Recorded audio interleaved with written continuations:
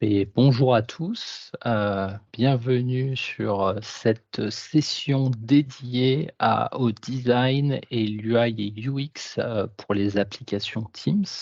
Heu, je m'appelle Éric Charlinger, je suis senior product manager dans le groupe produit Teams basé en France et j'accompagne un certain nombre de partenaires, dans le développement d'applications custom dans Teams, pour nos clients grands comptes en France et en Europe. Alexis? Oui, merci. Je m'appelle Alexis Cogna, je suis, lead développeur, architecte, j'ai un peu la multicasquette pour une solution qui s'appelle Waldo, donc qui est une app intégrée dans Teams. On accompagne aussi certains de nos clients, dans le développement et la création d'applications Teams, et je suis également MVP, Microsoft sur la partie Office Apps and Services et plus particulièrement sur Teams. Hem, pour rappel, n'hésitez pas à utiliser le chat si vous avez des questions, soit on y répondra au fil de l'eau si on les voit, sinon on prendra le temps à la fin de la session. On a réservé un petit peu de temps, pour tout ça. Les objectifs de cette session, vous faire découvrir Fluent UI, qui est finalement, le framework, visuel, utilisé par Teams, mais aussi tout Microsoft 365, mais pas que, puisque maintenant il s'étend également à Edge et Windows, 11, et donc c'est, une brique de fondation, de l'UI, chez Microsoft maintenant. Vous présentez les ressources, qui sont à votre disposition pour vous aider à designer votre application, que ça soit, de la partie conceptuelle jusqu'à la partie, construction et codage. Heu, Alexis, nous partagera ses retours d'expérience et ses bonnes pratiques, notamment grâce à son expérience sur Waldo, sur comprendre les bonnes pratiques du UI UX de Teams. Et après, on fera, une partie qui sera dédiée, passer du design, donc on va faire un peu de l'idéation, montrer des choses, au développement et comment je construis ça en réel. Donc ce qui est important de comprendre, comme je le disais rapidement en introduction, Fluent UI est notre framework, du côté Microsoft, pour tout ce qui est UI et UX au sein de, toute l'hégémonie Microsoft. C'est une initiative qui a pris, sa naissance il y a quelques printemps maintenant, qui est, open source et qui utilise des standards du marché, principalement basé sur React. C'est quelque chose qui est utilisé 100 par Teams, Office 365, mais également Windows et Edge. Et on est en train, d'avoir une approche justement d'unification, de tout ce qui est l'expérience utilisateur à travers nos produits, puisque dans le passé, nos détracteurs nous reprochaient à juste titre, finalement que, chaque produit était indépendant et que l'adoption, des utilisateurs était plus difficile puisque en changeant de produit, je perdais mes repères et ainsi de suite. Et c'est ça qui est, finalement, la fondation, de Fluent UI, d'un point de vue Microsoft. Donc d'avoir un seul framework commun à travers, toute la stack Microsoft et tous les produits. Et comme on le met en open source, il va être disponible, pour nos développeurs, non Microsoft, pour pouvoir créer leur application et s'appuyer dessus et avoir des briques, fonctionnelles prêtes à l'emploi qu'on va vous présenter. Heu, Fluent UI finalement, c'est l'évolution de plusieurs initiatives, chez Microsoft et vous le verrez dans votre apprentissage et votre découverte que ça peut être des fois un peu confusant parce qu'on va trouver différents termes et ainsi de suite. Donc c'était important de prendre juste 30 secondes pour vous rappeler que en fait cette histoire a commencé d'un point de vue SharePoint avec la Office Fabric UI que vous trouverez peut-être dans vos recherches internet, mais le nom est déprécié, et aussi d'un point de vue Teams qui est un petit peu plus jeune, parce que Teams a maintenant que 5 ans, qui porte quelque chose qui s'appelait à l'époque Stardust et qui est maintenant renommé North Star. Donc vous verrez dans vos recherches et vos utilisations de la Fluent UI, vous allez peut-être retrouver des références à ces noms, donc ne soyez pas surpris.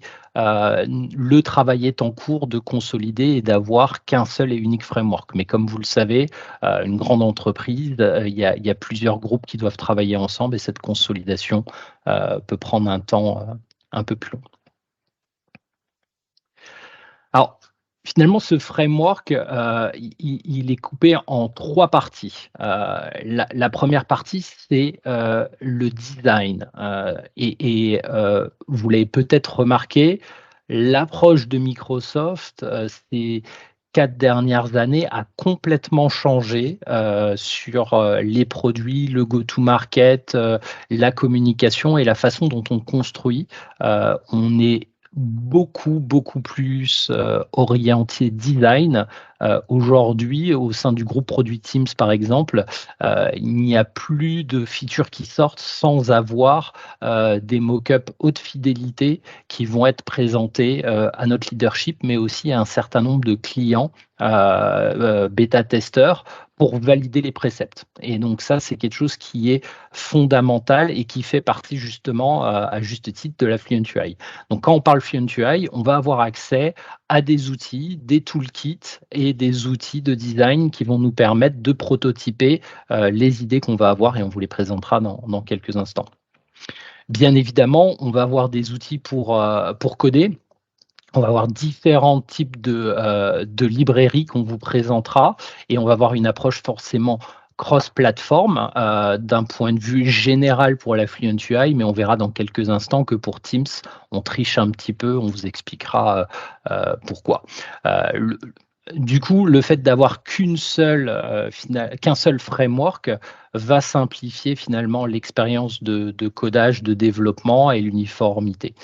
Ce qui va nous permettre de gagner en efficience, que ce soit dans la partie développement, mais également dans la partie performance également, puisqu'on va travailler pour que ces objets, ces prototypes soient le plus efficaces et optimisés pour nous et pour vous.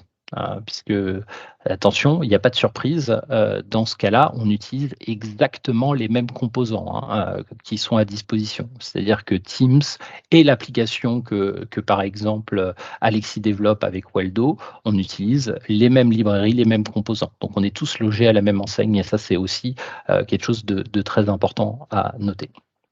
Et en tant qu'ISV, c'est hyper appréciable de pouvoir utiliser aussi ces librairies-là et d'être aussi intégré dans le process de mise à jour. Parce que combien d'applications ou d'outils de développement sont mis à jour par des éditeurs, etc., ou qui sont en fait décorrélés de ce qui se passe vraiment dans le produit. Et au final, on tombe dans des librairies qui sont plus mis à jour, etc.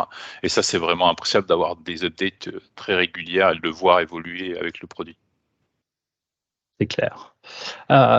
Du coup, comme je vous disais, Fluent UI, c'est un framework qui est disponible sur toutes les plateformes. Donc, comme vous pouvez voir sur ce graphe, on va avoir des librairies spécifiques pour le web, pour Windows, iOS, macOS, Android. Donc, suivant le projet que vous allez porter, vous allez pouvoir utiliser la Fluent UI sur votre environnement de développement pour la cible que vous voulez faire. Maintenant, dans le cas qui nous concerne, où on développe finalement une application Teams, techniquement, on va uniquement s'appuyer sur le framework React et le framework Web Component, puisque techniquement, une application Teams est essentiellement une iframe qui va afficher du contenu web qu'on va héberger sur notre backend. Alors, il y a quelques petites spécificités, on en parlera après avec les adaptive cards, mais essentiellement, c'est ça qui va nous porter. Ouais. Je regarde, Alors Eric, j'ai peut-être une question qui peut être bien sûr. intéressante pour tout le monde. C'est pourquoi React et pourquoi il y a une petite histoire derrière ça qui peut être intéressante de savoir. C'est un très bon point parce que pour ceux qui ont une bonne culture générale, par exemple Teams est historiquement un produit qui a été développé sur Angular et en revanche SharePoint est un produit qui a été développé sur React. Et les travaux ont fait et la consolidation a fait que Microsoft a décidé d'utiliser React pour Office 35 et donc Teams converge là-dessus et c'est la même plateforme. Après, il y a des discussions sur la partie performance, mais je trouve ça c'est un peu polémique parce que je pense pas qu'on puisse dire un framework est plus performant qu'un autre. En tout cas, ce qui est clair, c'est qu'il y a eu une discussion entre ces deux frameworks et finalement React a été celui qui a été choisi. Et si ma mémoire est bonne, il y en a un qui est porté par Google et l'autre qui est porté par Facebook, le tout en open source. Voilà. Par contre, ce qui est important à noter, c'est que du coup, Microsoft devient contributeur actif de React et à juste titre, puisqu'il va porter ce Fluent UI qui dépend de React. Et ça rejoint ce que tu disais tout à l'heure sur le fait que les librairies exposées par, qui sont open source, sont bien celles qui sont dans le produit. Et donc c'est pour ça qu'on va souvent avoir on peut se poser la question, on en reparlera probablement un petit peu après, mais si on n'est pas React ou si on est, comment on peut faire? Mais en tout cas. Voilà. Après, pour la petite anecdote, Teams est encore dans sa transition entre Angular et React. Donc, on a un certain nombre de composants dans le client Teams qui sont en React et d'autres qui sont encore en Angular parce que c'est un chantier qui prend beaucoup, beaucoup de temps vu le niveau d'intégration qu'il y a dans le produit. Hop là. Donc, maintenant, prenons un peu le temps pour faire maintenant qu'on a ces bases de Fluent UI, qu'est-ce que c'est et ainsi de suite, prenons quelques minutes pour discuter plutôt de la partie user interface, user experience liée à Teams. Donc comme on l'a dit, Teams finalement, principalement mon application va être une application web qui va être projetée dans Teams. Après, il y a des composants plus avancés, mais ce n'est pas l'objectif de cette journée. Donc on a un certain nombre de documents qui sont à notre disposition. Donc là, malheureusement, on voulait utiliser PowerPoint Live pour que vous puissiez cliquer directement sur les liens. Le partage d'écran, on a perdu cette fonctionnalité, mais on vous partagera tout ça. Donc, il y a un grand nombre de ressources sur la partie Discover et Learn qui sont critiques et hyper importantes. On investit énormément justement sur la partie documentation et faire en sorte que vous ayez les bonnes ressources pour pouvoir démarrer. Si je devais montrer une chose, par exemple, c'est celle-ci, la partie Best Practice, où on a créé une page dédiée à vous donner essentiellement une sorte de Book of Dreams, des différentes capacités de visuelles et techniques quand je développe une app Teams. Et donc, on a eu une approche dédiée verticale. Je veux développer quelque chose pour les professional services ou dans l'éducation, mais également des scénarios plus fonctionnels, des bonnes pratiques pour utiliser les adaptive cards, comment je vais faire quelque chose de collaboratif, comment j'acquiers des nouveaux utilisateurs et on essaye de vous partager nos bonnes pratiques et aussi comment nous le faisons au sein de Teams. Et donc ça va pouvoir aussi vous donner des ressources. Si ça se trouve, Alexis, tu connaissais peut-être pas cette page web. J'y ai pensé ce matin et c'est quand même une mine d'or puisque c'est vraiment la moelle de nos designers qui est synthétisée ici. Après, on a la partie design. Donc, comment on va pouvoir prototyper finalement notre application et passer de l'idée à quelque chose, un flow visuel. Donc, Teams, mais aussi tout Microsoft maintenant utilise Figma comme outil de prototypage et dans la communauté Figma, vous allez trouver des librairies qui vont vous permettre de démarrer votre prototypage. Donc il y a essentiellement deux librairies qui sont le UX Toolkit et le App Template, librairie dont on fera une petite démo par la suite. Et après, on a des UI Kit librairies qui sont tous les prérequis pour avoir les bonnes fontes, les bonnes images et ainsi de suite de ce côté-là. Tout ça se traduit sur deux sites principaux. Celui-ci, qui est la documentation de la Fluent UI librairie. Là, c'est que les composants basiques, hein. Un bouton, une photo, une pastille de présence, ce genre de choses. Et après, des UI components qui, eux, sont beaucoup plus avancés. Et là, on est sur quelque chose qui est assemblé et construit pour moi. Je vais avoir un tableau structuré avec du filtrage de données automatisé, où je vais avoir un people picker ou des choses comme ça, ou un dashboard. Et bien évidemment, après, on a un certain nombre de choses pour faire le build, mais on en reviendra par la suite.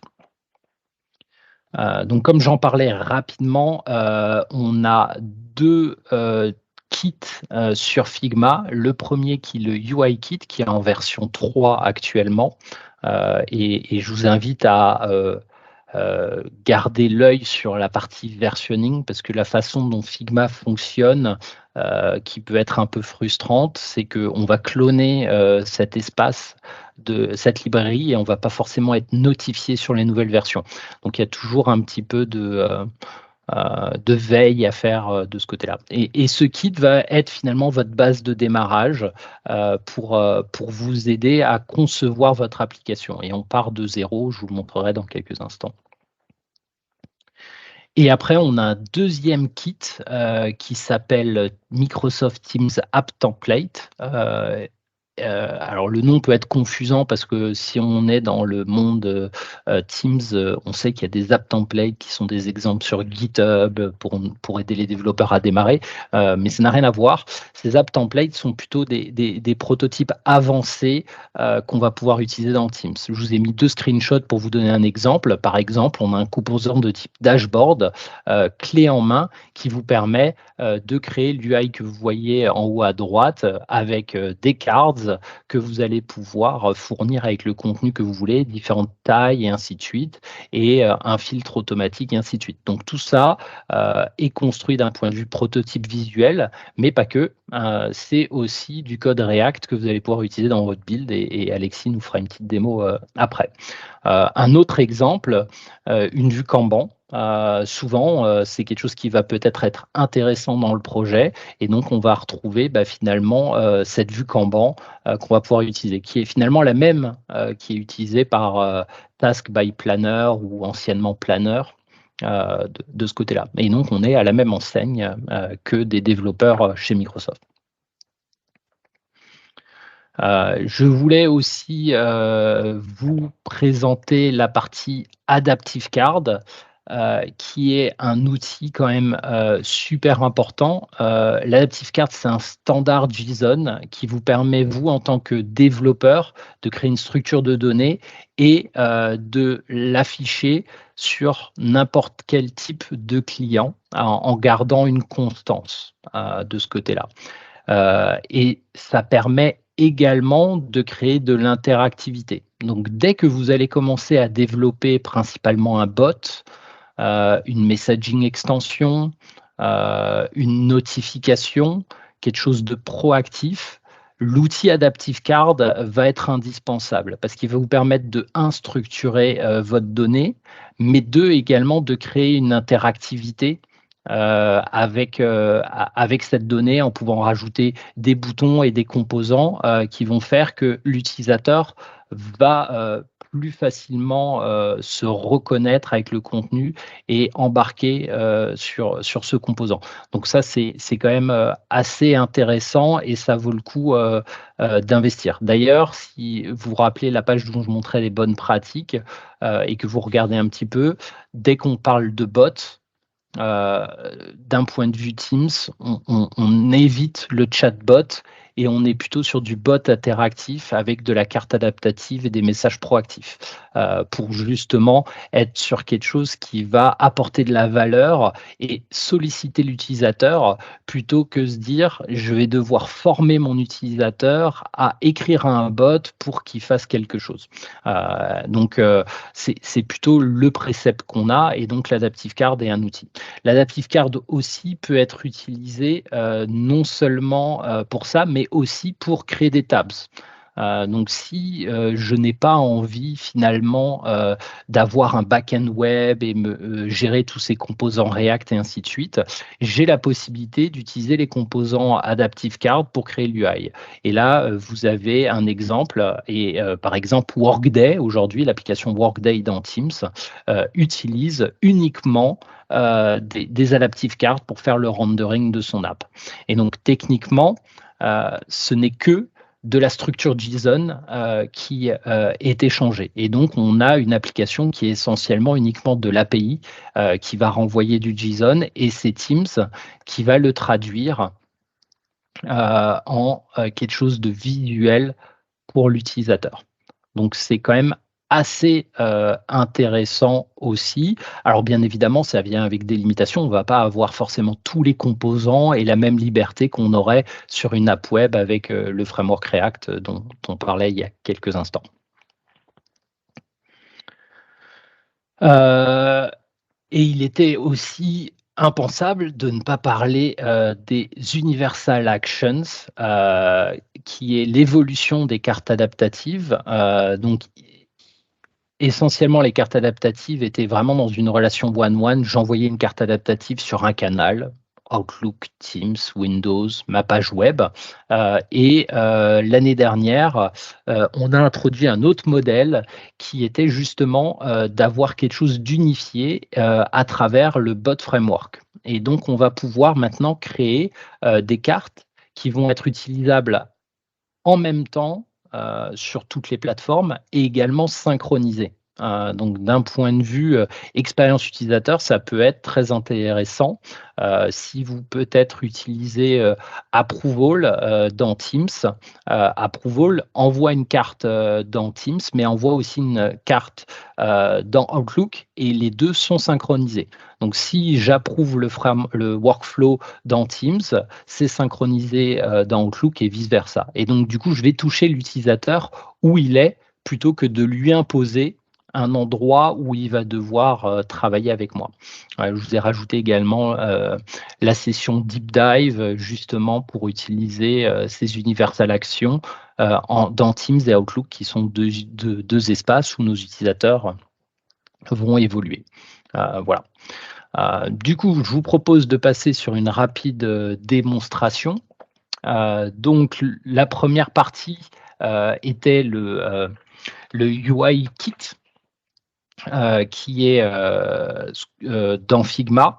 Donc, comme je vous parlais, deux librairies. Cette première qui est vraiment là pour vous permettre d'embarquer et de démarrer sur votre développement et votre design.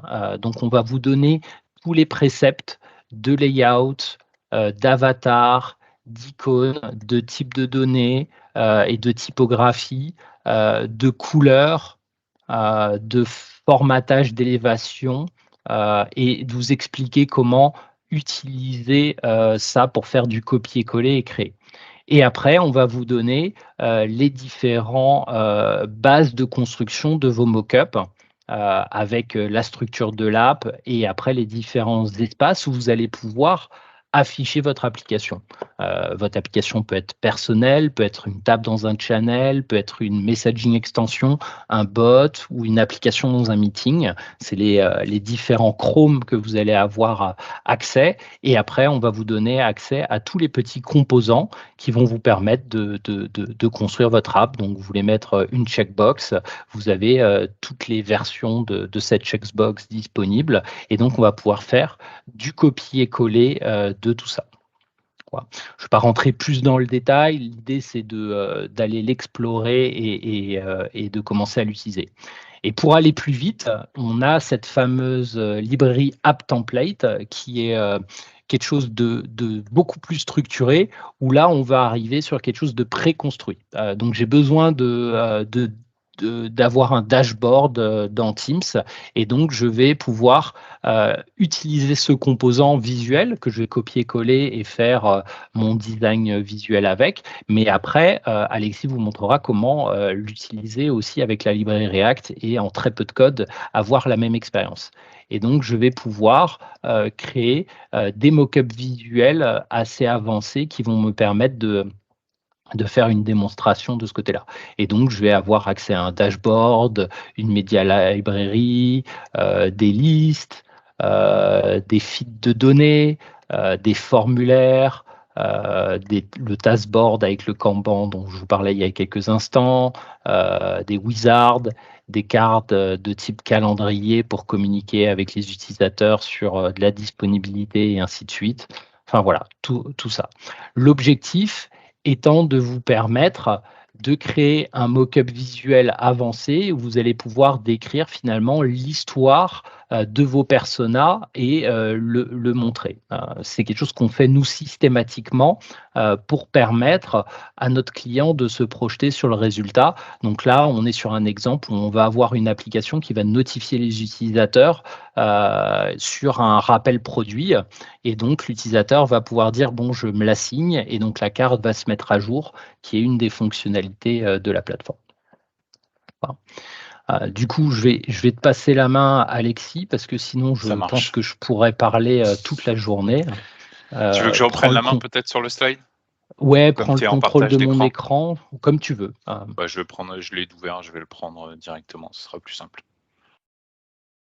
Je pense qu'on va faire comme ça. C'est bon, on voit mon écran? C'est bon Parfait. pour moi. Donc moi, je vais prendre la suite de ce qu'a dit Eric, et en fait, je vais essayer de résumer à la fois en termes de bonnes pratiques de ce que nous, on a pu voir, de ce qui existe aussi, et de toutes les recommandations que Microsoft peut vous donner pour essayer de coller au plus près à ce que les utilisateurs ont l'habitude d'utiliser, mais aussi ce que Microsoft souhaite avoir sur sa plateforme, parce que ça, c'est aussi quelque chose à prendre en compte. Et dans un second temps, juste vous montrer très rapidement, l'idée c'est pas vraiment de faire du code en live, mais de vous montrer un peu comment en quelques minutes on est capable d'avoir une application qui fonctionne et qui affiche des composants assez avancés, notamment les dashboards, etc. et tout ce que Eric vous a montré. Alors sur les bonnes pratiques, je vais pas non plus la faire longue, mais je pense qu'on pourrait en parler aussi pendant longtemps. Mais il y a quelques points hyper intéressants et qui vous feront probablement gagner du temps aussi, parce que quand on n'a pas tout ça en tête, il faut savoir quand vous allez publier votre application, donc il y a un process de publication d'une app qui est la même qu'on pourrait rencontrer pour une application mobile. L'équipe produit va valider un certain nombre de choses. Alors ça peut être vu des fois comme un obstacle, mais en tout cas nous on l'a aussi vécu comme un vrai atout, parce que c'est une équipe qui a un œil extérieur à votre application, qui va tester de fond en comble, clairement. Il passe énormément de temps à tester l'application, aussi bien sur un point visuel que technique. Et ils vont vous faire un feedback et vous donner un compte-rendu très détaillé sur voilà, ça fonctionne pas, ça, il faut penser à ça, etc. Et donc, pour éviter d'avoir une longue liste de retours pour vous dire ça marche pas, ça marche pas, ça marche pas, il faut avoir plusieurs choses essentielles en tête, notamment la compatibilité de l'app avec toutes les plateformes, parce qu'il faut avoir en tête et se souvenir que Teams est une application multiplateforme, à la fois sur la façon dont elle va être affichée sur les différents périphériques. Donc on peut l'avoir en format desktop, aussi bien sous Windows que sur Mac. Clairement, ça n'a pas forcément beaucoup d'obstacles. C'est à peu près la même chose, parce que si on parle un petit peu plus technique, Teams est une application web qui est exécutée dans un conteneur Electron. Donc en fait, Electron va nous cacher toute la partie système, et le rendu va être à peu près la même. Mais il y a surtout, et ça c'est probablement le point le plus important, c'est sur le web et le mobile. Alors le web, c'est assez similaire au bureau, mais sur le mobile, c'est clairement, et c'est pour ça que je l'ai souligné, c'est clairement un des points que l'équipe produit et l'équipe de validation va vérifier, c'est que l'expérience que vous allez avoir sur votre desktop, sur votre web, est aussi compatible avec le mobile, et donc d'avoir une application clairement très responsive, parce que c'est le même principe. Eric parlait tout à l'heure d'une iframe, et en fait, dans la partie mobile, vous allez avoir une iframe qui soit utilise les performances et le moteur de rendu d'un mobile. Par exemple, sur iOS, ça va être plus du Safari, et sur Android du Chrome. Mais ça, faut l'avoir en tête, et vous pouvez clairement vous faire reprendre, ou en tout cas vous dire il faut adapter l'UI parce que sur mobile ça marche pas, et on peut pas avoir la même UI forcément sur un PC que sur un mobile. La deuxième chose, ça c'est une petite chose, mais on le voit quand même assez régulièrement, c'est que dans une application Teams, si vous étiez là lors du lancement du challenge, Benjamin avait un peu décrit le fonctionnement d'une app Teams, et en fait, lorsque vous allez livrer votre app, c'est un fichier zip qui contient à la fois un manifeste JSON qui décrit en fait toutes les fonctionnalités de votre app, mais aussi toutes les propriétés de votre app, le nom de l'éditeur, etc. Et à côté de ça, on va avoir deux icônes qui sont, elles, assez formatées et assez rigides, en tout cas dans le format et dans la façon dont on va le présenter. Et il y en a deux, il y en a une qui est en couleur et qui a une taille de 192 par 192, je crois, et l'autre qui est en 32 avec en fait un contraste très fort qui est normalement en blanc avec un arrière-plan transparent. Parce que Teams va l'utiliser à certains endroits, notamment dans la barre des tâches à gauche, où en fait on va avoir des icônes spécifiques pour cette partie-là. Et après les autres choses, ça c'est important, forcément l'accessibilité, on en entend partout parler, et je pense qu'en tant qu'éditeur on doit l'avoir en tête, mais aussi dans Teams, parce qu'il y a cet aspect accessibilité. Et l'autre point, c'est la gestion du thème. Ça, je vous ferai juste une petite démo après, mais il faut l'avoir en tête aussi.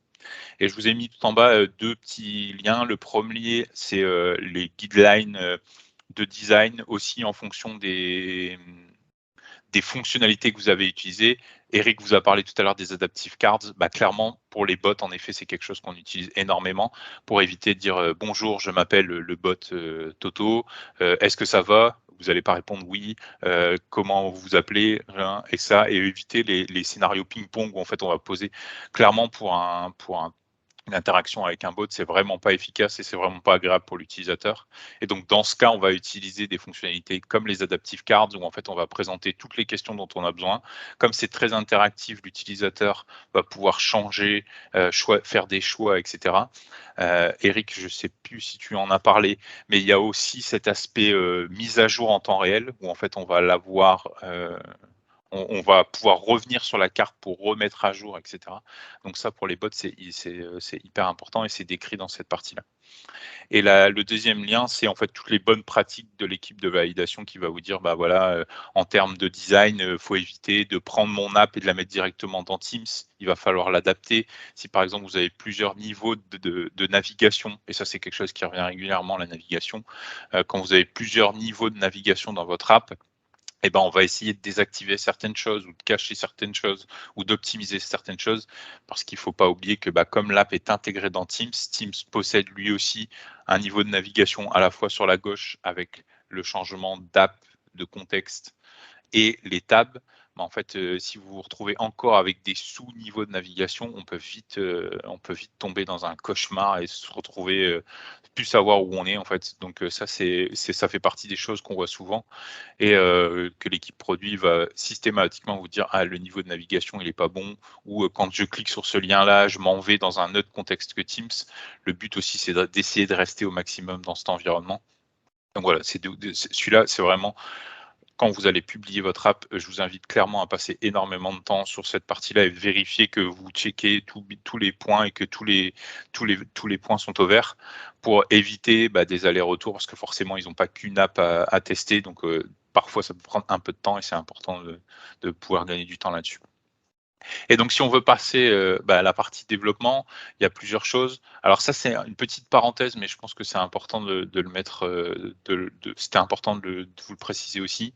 En fait, c'est un Node Toolkit qui est un peu l'équivalent du Teams Toolkit et des composants qu'on va pouvoir trouver pour Teams, mais c'est le Graph Toolkit. Donc, pour rappel, et pour ceux qui ne savent pas, le Microsoft Graph, en fait, c'est le point d'entrée principal et l'API principale utilisée par les développeurs pour interagir avec l'environnement Microsoft, et notamment Microsoft 365. De récupérer par exemple l'agenda de l'utilisateur, la photo de l'utilisateur, son nom, son bureau, ses collègues, etc., etc. Et au même titre que Teams Toolkit, l'équipe Graph propose un toolkit en React pour pouvoir l'intégrer directement. Donc en fait, si vous cliquez ici directement, vous avez un outil Storybook où vous allez pouvoir voir en temps réel en fait les différents composants que vous pourrez retrouver et que vous pourrez utiliser. Donc en fait, c'est assez pratique quand votre application, alors c'est pas forcément le cas, mais on essaye, on souhaite, c'est aussi une des forces de Teams, c'est de pouvoir, à travers l'application et l'expérience Teams, pouvoir récupérer toutes les données, et il y en a vraiment beaucoup, toutes les infos disponibles pour l'utilisateur dans son contexte Office 365. Donc, par exemple, ses fichiers, ses collègues, comme j'ai dit tout à l'heure, mais il y a plein de choses. Donc ça, c'était, je voulais le préciser, et c'est important de l'avoir en tête quand vous développez une application qui va interagir aussi avec ces données-là. Et on va gagner du temps pour pouvoir le faire. Donc si l'idée de cette session aussi, ce qu'on a voulu faire avec Eric aussi, c'est essayer de vous faire gagner du temps sur, et Eric l'a dit tout à l'heure, c'est essayer de vous faire gagner du temps sur les termes, les composants que vous allez trouver, etc. Donc par exemple sur Fluent UI Web, en fait il y a des sous-packages qui sont à destination de certaines plateformes. Et notamment quand vous allez aller en fait sur la partie web, UI Web, Northstar est en fait la librairie spécifique pour Teams. Et on le voit bien ici, elle est utilisée pour Teams. Et donc en fait, Northstar correspond à la librairie qui va lister, qui va rendre accessible aux développeurs tous les petits composants. Donc le date time picker, la liste préformatée, les boutons, certains composants. Il y a aussi certains composants assez avancés dans la partie Northstar, mais on a un autre niveau si on passe ensuite sur la partie React Teams qui, elle, possède les dashboards, tous les composants que Eric vous a montré tout à l'heure. Et donc, en fait, si on passe à une démo très, très simple, alors ça reste du code, mais ce que j'ai fait ici, c'est que j'ai créé une app React, sur lequel, en fait, si je vais dans mes packages ici, j'ai ajouté en fait les différents composants dont j'ai besoin. Donc, par exemple, ici, je vais retrouver Northstar et la partie React Teams.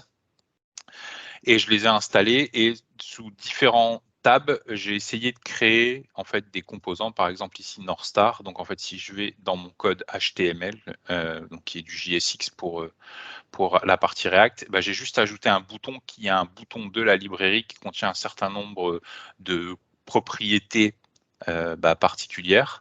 Et par exemple ici, je vais avoir un date time picker ou un composant chat. Alors en l'occurrence, c'est un composant qui est assez avancé quand même pour cette librairie-là. On pourrait pourquoi pas le passer sur l'autre librairie, mais si on l'exécute, en fait, on va pouvoir le retrouver ici. Alors, je vais vous le montrer directement dans une page web. Donc en fait, j'ai juste lancé l'app, j'ai instancié quelques composants, je lui ai dit voilà les librairies dont j'ai besoin, et en fait directement, vous pouvez voir si vous avez déjà utilisé Teams, en fait on se retrouve avec un look and feel qui est très très très proche de Teams, qui est le même en fait, en l'occurrence. Et donc après, ce que j'ai fait, c'est que j'ai utilisé ici un outil pour créer mon app Teams avec la app features où j'ai dit voilà, je veux faire une démo de Teams Composant, je veux faire une démo pour Northstar. Le Graph Toolkit, je pense qu'on n'aura pas le temps de le faire, mais ici j'ai différents liens, et après j'ai fait une preview dans Teams, je me retrouve dans mon app Teams qui est installée. Donc en fait ici vous retrouvez la barre de navigation standard, mon app qui est installée et mon tab. Et en fait ici je suis dans mon client Teams, et en fait vous vous rendez compte, pour un utilisateur, qu'il a presque l'impression d'être dans une interface Teams. Donc ça, c'est hyper intéressant, et ça fait gagner énormément de temps, et ça évite à des développeurs de voir. Alors forcément, c'est beaucoup plus facile quand on va créer une app qui part de zéro et on va intégrer ça, on va gagner un temps fou. Alors après, si vous avez déjà des interfaces et que vous voulez déjà adapter ça, bon, c'est pas obligatoire, mais c'est intéressant de le savoir. Et ici, par exemple, pour le chat, vous voyez bien que l'interface qui est ici et celle que je vais retrouver ici, par exemple, avec des chats, c'est exactement la même. En l'occurrence, il y a vraiment pas de différence. Ce que je voulais vous montrer aussi ici, hop, je vais le faire directement ici, c'est que dans le code, j'ai aussi utilisé la librairie qu'on utilise tous quand on fait une app Teams, c'est la librairie JavaScript qui permet à votre application de connaître le contexte en fait d'exécution de Teams. Et donc notamment ici, j'ai la possibilité de récupérer un contexte et de récupérer le thème de l'environnement Teams et de m'abonner à ce changement de thème. Donc en fait, quand l'utilisateur va changer de thème, automatiquement mon interface va pouvoir se mettre à jour. Et comme les composants sont assez bien faits, ils prennent en compte le contexte aussi de l'application. C'est ce que je vais retrouver ici à travers une fonctionnalité de React qui s'appelle un provider, où je vais lui dire, voilà, je veux définir mon thème d'app Teams. Et donc, en fait, en l'occurrence, si ici, je me retrouve, je vais dans Settings, je passe en dark, normalement, automatiquement. Alors là, le background ne passe pas en noir parce que je ne l'ai pas automatisé, c'est à moi de le faire. Mais on voit bien que les composants qui sont issus de la librairie Northstar le sont automatiquement et en fait changent automatiquement de thème. Et pour un développeur, j'ai mis 2 lignes et tout est mis à jour automatiquement, mis à jour s'il y a des changements d'UI, etc., etc. Et ça, je pense que c'est un bon point parce que Karl posait une question intéressante. Est-ce que c'est obligé de faire du Fluent UI? Donc, je lui ai répondu bien évidemment non. Mais là, dans ce cas-là, on a quand même un cahier des charges à respecter. Le thème fait partie du cahier des charges si on veut publier dans le store. Et donc là, on l'a vu, c'est quand même assez rapide hein, plutôt que d'aller dans la définition des couleurs et copier les codes couleurs et porter ça dans son app. De ce côté-là. Hein. Parce que si on ne le respecte pas, les équipes de validation du store refuseront la publication de votre application dans le store public. Donc ça, c'est quand même aussi important à savoir en termes de contraintes. Et la première fois se fait toujours en douleur, hein, n'est-ce pas? Ça peut être assez long. Ça peut être assez long. Et on le voit là directement, c'est ce que, en effet, tu as raison de le souligner. Le background ici, je ne l'ai pas automatisé parce que c'est à moi de le faire. Et donc j'aurais dû le faire là, mais voilà. Et juste pour rapidement vous montrer aussi, j'avais fait une autre interface qui est un peu pareille, où en fait sur le même principe, au lieu d'utiliser Northstar, alors c'est pour ça que tout à l'heure dans le lien ici, je vous avais mis une flèche parce que forcément React Teams utilise derrière Northstar, elle s'appuie forcément sur les composants déjà pré-créés. Donc c'est pour ça que dans une page qui va utiliser les composants React Teams, vous allez avoir aussi une référence à Northstar parce que forcément c'est lié. Et ici, ce que j'ai fait, c'est que j'ai créé, alors on a plein de contenus, j'ai mis les données en dur, mais ici on va trouver un dashboard qui va lui aussi mettre en forme, mais de façon beaucoup plus complexe, tous les composants et faire hériter aussi la partie thème. Et donc j'avais créé une page ici pour Components avec le dashboard que Eric tu as montré tout à l'heure. Alors là, il est vierge, mais en fait ici, j'ai rien fait. J'ai juste mis le composant en une ligne, hein. J'ai mis dashboard avec le thème. Et ici, par exemple, je vais retrouver, pour ceux qui connaissent et qui ont déjà été sur l'interface d'admin Teams, c'est le genre de composant avec l'onglet qui apparaît sur le côté qu'on va réutiliser. Et ici, en fait, je désactive les cartes, tout est dynamique, j'ai absolument rien implémenté. Et sur le même principe ici, si je vais dans Settings et que je fais Default, alors là, j'ai pas implémenté le changement automatique, mais si je fais un refresh, boum, automatiquement, normalement, je dis des bêtises, ça passe pas en light, mais ça, c'est l'effet démo, il en fallait une, tout à l'heure, ça marchait. Mais automatiquement, si je change ici le thème, alors je vais le mettre ici en dur, mais par exemple, il est là, il est en dark. Si je le mets en default, ou même, je vais le mettre en default, hop, normalement, automatiquement ici, si je fais un petit refresh, vous voyez, j'ai juste changé une ligne de code, boum, je suis passé en light. Alors pour finir, juste une petite conclusion rapide et on pourra passer aux questions-réponses si vous en avez.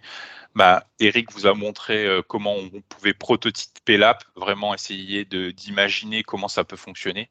L'avantage du Figma, c'est que vous avez, si vous vous avez déjà des fichiers Figma avec votre application, vous allez pouvoir l'intégrer directement dans l'interface Teams avec quelques copier-coller. Et si vous le souhaitez, en effet, c'est pas obligatoire. C'est pour ça que je voulais rajouter et mettre une conclusion sur ce point. C'est pas obligatoire d'utiliser les composants Teams, mais ça donne une valeur ajoutée et une impression à l'utilisateur d'être dans un environnement qu'il connaît et éviter d'avoir de la complexité visuelle où on voit vraiment que c'est une app. En fait, c'est ni plus ni moins qu'un raccourci vers l'app et il n'y a pas vraiment d'intégration et d'homogénéité avec la plateforme Tips. Donc, c'est intéressant et important de le savoir. Je ne sais pas si Eric, tu voulais rajouter quelque chose sur la conclusion. Bah, écoute, juste rebondir une dernière fois sur la question de Karl aussi pour rappeler, l'autre exemple dont j'ai parlé, les tabs, qui utilisent Adaptive Card. Ça peut être aussi une autre alternative, et Workday est un bon exemple. Plutôt que de redévelopper leur front-end, ils sont partis sur quelque chose, plutôt, 100% Adaptive Card et donc ils ont créé juste des API JSON qui renvoient le contenu à Teams et Teams se charge du rendering. Donc il reste toujours le travail de design. Par contre, le travail de développement est simplifié parce que là, j'ai pas besoin de maintenir de front-end de ce côté-là. Après, il y avait un autre point que je voulais préciser aussi. Alors, on a parlé énormément de React et on l'a expliqué pourquoi, hein, parce qu'en effet, tout l'environnement Microsoft 365 est développé en React et les librairies qui sont mises à disposition sont celles utilisées par les équipes produits, donc forcément c'est du React. Mais l'avantage de React aussi, c'est que ce n'est pas comme Angular ou Vue des frameworks JavaScript, c'est une librairie JavaScript. Et la preuve, tu l'as dit Eric, Teams est en train de faire la transition entre Angular et React, mais en fait, des composants React sont embarqués dans Angular, parce que comme c'est du JavaScript. Donc après, c'est aussi un choix pour les développeurs de se dire, on va peut-être prendre une toute partie de React, utiliser les composants déjà prédéfinis et les embarquer dans notre application. Bon, ça, c'est un peu plus technique, mais c'est aussi une des possibilités, c'est un des avantages de React, de pouvoir être purement JavaScript et d'être intégré dans d'autres frameworks, même si c'est un petit peu plus compliqué.